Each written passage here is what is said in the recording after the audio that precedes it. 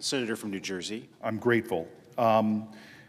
We are dealing with a crisis that all 100 members of this body understand that has taken the lives of hundreds and hundreds of thousands of people, and that's the scourge of fentanyl. One of the things that we've been doing as a result of that is temporarily scheduling fentanyl analogs, these horrific substances that are manufactured in order to pour onto our streets such a small amount of this drug, it literally can be the size of one pill. As they say, one pill can kill. It's very important to me that we see the temporary scheduling of this continue until the Senate finds a more wholesome response to this crisis. We must rise to meet this crisis in a wholesome way, in a way that meets the gravity of the crisis and not just continue to do the things we've done over and over again. And so as we are working in a bipartisan way in the Senate Judiciary Committee, with the understanding that the temporary scheduling may expire in the coming weeks, in order to remove that pressure and allow us to work in a bipartisan fashion, I've come to the floor today to ask for unanimous consent that we continue that temporary scheduling while we work in a bipartisan fashion to make sure that we give the most fulsome response possible to this crisis. And so I ask unanimous consent that the Senate proceed to the immediate consideration of S-724, the Temporary Extension of Fentanyl-Related Substances Scheduling Act, which is at the desk. I further ask unanimous consent that the bill be considered read a third time and passed, and the motion to reconsider be considered made and laid upon the table. Is there an objection? Reserving the right to object. Mr. President, Senator from Louisiana. Mr. President, for years, one more time, Congress has refused to make a definitive, permanent decision. It has failed to make Schedule I classification of fentanyl-related substances permanent. Law enforcement needs permanence. It needs a definitive change to combat the opioid crisis and to go after the criminals flooding communities with deadly drugs. Congress's inaction only emboldens China, drug cartels, and other criminals who exploit our communities, and that should not happen. We need a lasting solution. Mr. President, there is no reason to do any temporary extension. We have the bipartisan votes to make the Schedule I classification permanent. This Thursday, the Senate Judiciary Committee, with the support of Judiciary Chairman Grassley and Senator Heinrich, is marking up the Halt Lethal Trafficking Fentanyl Act, or the HALT Fentanyl Act. This legislation permanently classifies fentanyl-related substances as Schedule I controlled substances. Let's be clear, the HALT Fentanyl Act is not controversial. For 2 consecutive Congresses, it passed the House of Representatives with strong bipartisan support. There are enough votes to pass HALT in the Judiciary Committee and on the Senate floor this Congress. My Democratic colleagues' legislation delays that permanency. Schedule I classification will once more be in jeopardy when the next deadline comes around. Law enforcement cannot continue to have this uncertainty. That is why, after my objection, I will ask unanimous consent to pass the HALT Fentanyl Act. This legislation has already passed the House of Representatives and has bipartisan support in the Senate. I hope all my Democratic colleagues will join in supporting the bill. We have a responsibility to provide law enforcement the tools they need to address the scourge of deadly drugs in our communities. Failure to act puts Americans in harm's way. For those reasons, I object. Objection is heard. Mr. President. Senator from Louisiana.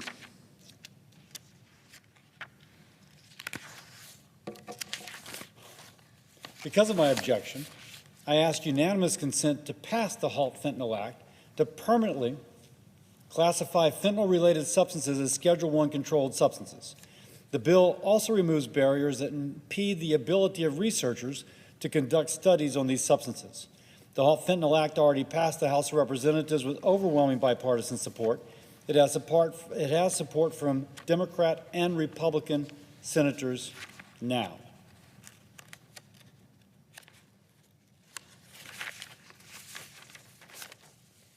This is the bill the Senate should be voting on today, not just a temporary extension that creates greater uncertainty in our effort to address the opioid crisis, but again, one which establishes permanence, something which gives certainty to law enforcement to combat this, as I said earlier, scourge of illegal fentanyl.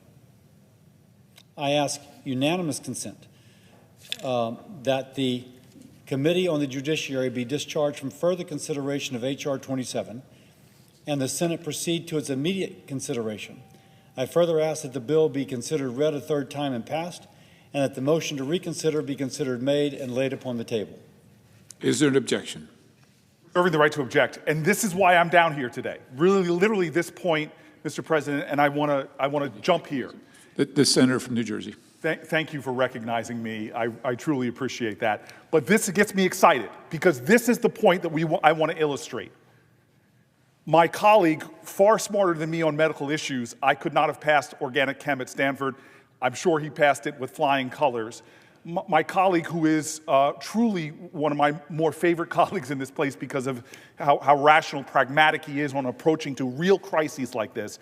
This is what I'm begging. I'm hoping he will listen to me, and I'm begging this body to listen to me. We have had a fentanyl crisis in this country of monumental proportions. It is one of the greatest killers in America. Fentanyl and fentanyl analogs have literally been responsible for lowering the life expectancy for Americans. It is one of the greatest crises we have seen to human life in America in my lifetime. And there is so much data-driven evidence, evidence-based answers to this, of how we can approach this crisis. But yet the only bill that we seem to do is a bill that does what we've already done on a temporary basis. I support class-wide scheduling for fentanyl analogs. But here we have this bill, the HALT bill, that my colleague pointed out did pass in a bipartisan way and now is in the Judiciary Committee. The reason why I'm down here is not to drag my dear friend down here because he is a busy man, and I wanted to come over to him before this conversation started to apologize, but I needed to make this point on the floor in this kind of standoff. He is asking us to pass the HALT bill, which would give class-wide scheduling to fentanyl analogs, which we have already done for years. It has been temporarily scheduled. And what has happened to opioid deaths in America? When we have used this that law enforcement has called for, schedule it, give us these tools. Well, we've had these tools. And deaths in the presiding officer's state, deaths in my colleague's state, deaths in my state have continued to go up.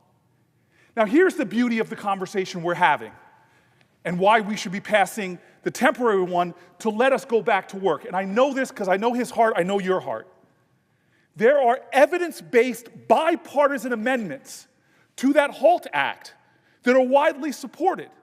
My colleague's partner senator from his state in committee said, I don't understand why we're not putting the test strips on this. Why? Because kids that are using fentanyl right now don't know that they're using this fentanyl analog. Kids in your state and my state, they think they're taking Adderall, not realizing that this has those toxic things that can kill. So here we were in committee with a bipartisan test strip bill that my colleague's partner senator said this makes sense to me, and the one excuse they were using for not doing a bipartisan bill to give us more of a response than doing what we're already doing and wiping our hands and saying we did great things was saying we didn't have time because of this artificial deadline. So I'm down here to say, wait a minute, let's do the temporary extension and take time to do bipartisan bills. But don't take my word for it. Take the Republican witnesses that came to our hearing. We just had a painful hearing of law enforcement leaders, other Republican witnesses that told us the scourges of fentanyl that we all know. And those people all said, this can't be all Congress does. That the HALT bill cannot be our only response because the HALT bill permanently schedules what we have already scheduled temporarily. I believe in the 99 members here that know that our response to this crisis cannot be what we've already been doing for the last 5 years. When there are bipartisan bills that we could be putting on this bill to show America that we're not going to just puff ourselves up and make permanent something that was already done in a temporary way. Let me read some of this pleading from Republican witnesses. Republican witness Jamie Puerta, a courageous parent who lost his child to an overdose, testified, "It is imperative that we educate our children on the dangers of any kind of drug use due to the lethality that can come with any kind of experimentation or self-medication. We must have specific fentanyl education introduced to our schools as soon as possible, otherwise more children will die." That doesn't even cost money. We could be doing things through the Department of Education, supporting education campaigns, bipartisan support for that idea. Is it on the HALT bill? No. Let me go on.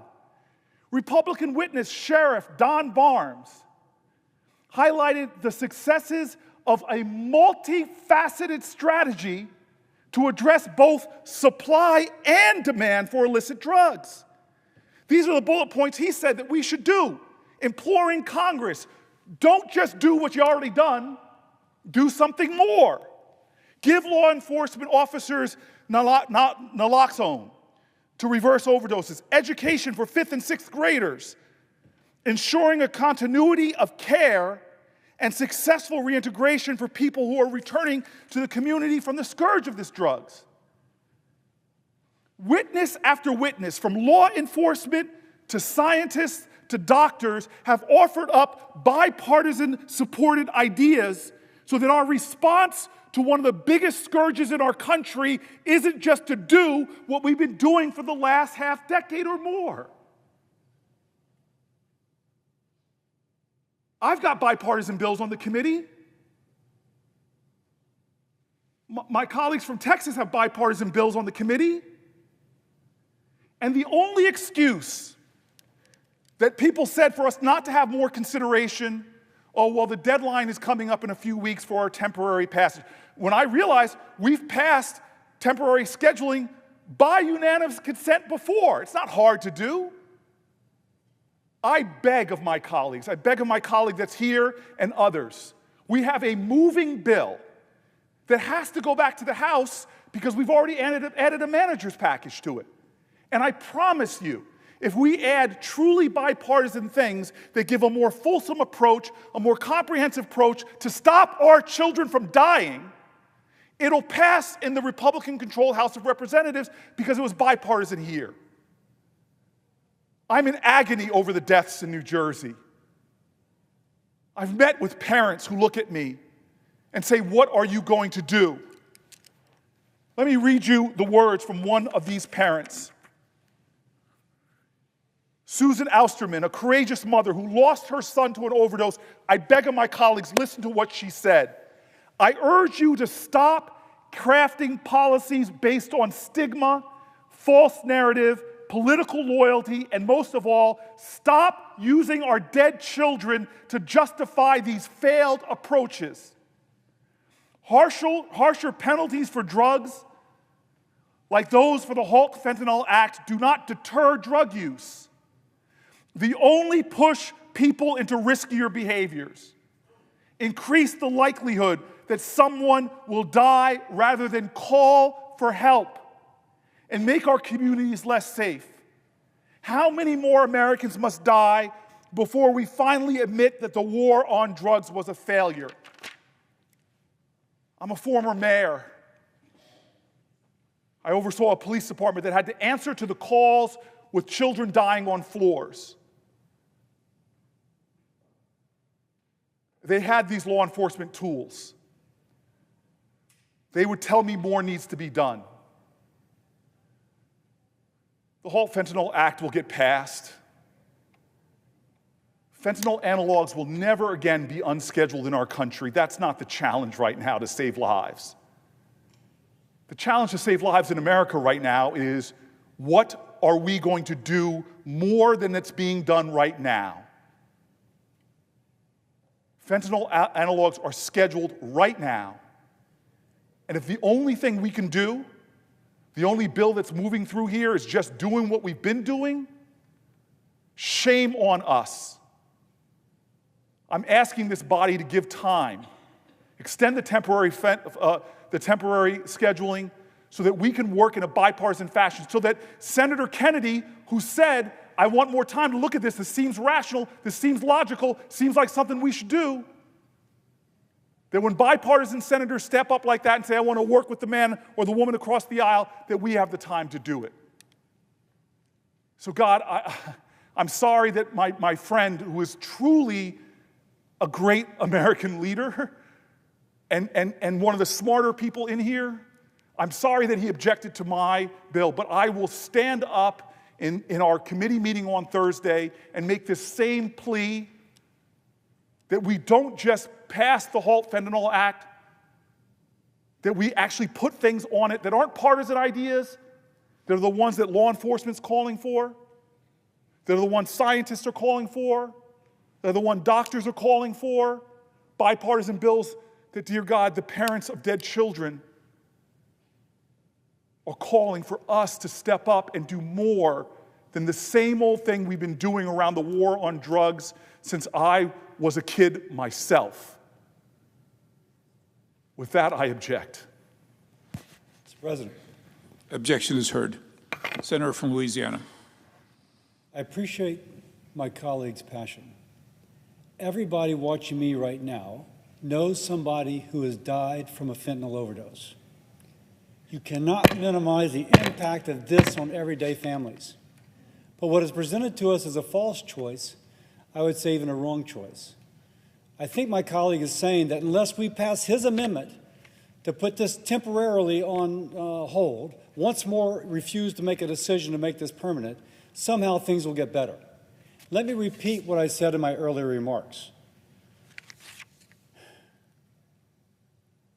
This Thursday, the Senate Judiciary Committee, with the support of Judiciary Chairman Grassley, a Republican, and Senator Heinrich, a Democrat, is marking up the Halt Lethal Trafficking or Halt Fentanyl Act. This Thursday is when it's going to be marked up. Now, this is a moving piece of legislation. If you want to do something more than this legislation does, start 2 months ago, start working that committee, don't stop now, call people tonight and say, listen, Thursday we're going to be marking this up, will you consider my amendment? And make the case that was so impassionately given, that we got to do more than what we're doing. I agree. And so the way to do it, because this has not yet been marked up, this can still be modified. And by the way, this is not the end of what we are going to do to address the issue of fentanyl. It does allow law enforcement to say, listen, this isn't temporary. We now can kind of go to the bank, if you will. This is the law going forward. But if my esteemed colleague wants to make this more than it is now, that is the opportunity on Thursday. And the process matters. And going Thursday on a bipartisan basis and get that buy-in, sitting down with a senator who's undecided and working through it with that senator, getting him or getting her to a yes is part of that process. Delaying once more permanence, who's to say a year from now, once more we'll make it temporary, and we'll make it temporary, and we'll make it temporary. There's something about deadlines. Deadlines sharpen a man's mind. If there's a deadline Thursday to get this on, and then when it's brought to the floor, the deadline to amend it on the floor, now is the time to act. But now is not the time to delay. I appreciate my colleague's passion. I look forward to working with him. Neither of us ever wants to go to a family member, to a friend, to a fellow American, and have to comfort them over the issue of another death from opioids. I just think that this is an important step, and if there's more to be added, let's add it. But let's not complain because it hasn't already been added. With that, I yield. Mr. President, The senator from New Jersey. I just want to clarify, because my colleague pounded on the desk and that was hard for me to watch. I'm not here because we haven't been trying to get a bipartisan consensus on this and calling and doing all the work. I've watched this now for 3 Congresses. Number 2, I'm here not because I'm trying to stop the HALT Act. I'm here because I heard 2 Republicans in our committee say the only reason we can't consider bipartisan approaches, even if they're good ideas, is because of the urgency of this moment. So all I'm saying is this is obviously a fait accompli. I just don't want my colleagues to walk away thinking this is some kind of stunt. This is my attempt to take away an argument for us to do the work on Thursday. Clearly, it's been objected to. I'm going to go back and try my hardest on Thursday to do something more. And the one prediction, I don't want to call it a prediction, but my colleague says we have a lot more time. I've watched now for at least 3 Congresses that I've worked on trying to get a larger approach to meet the fentanyl crisis. And 3 Congresses, this body has failed to rise to the challenge.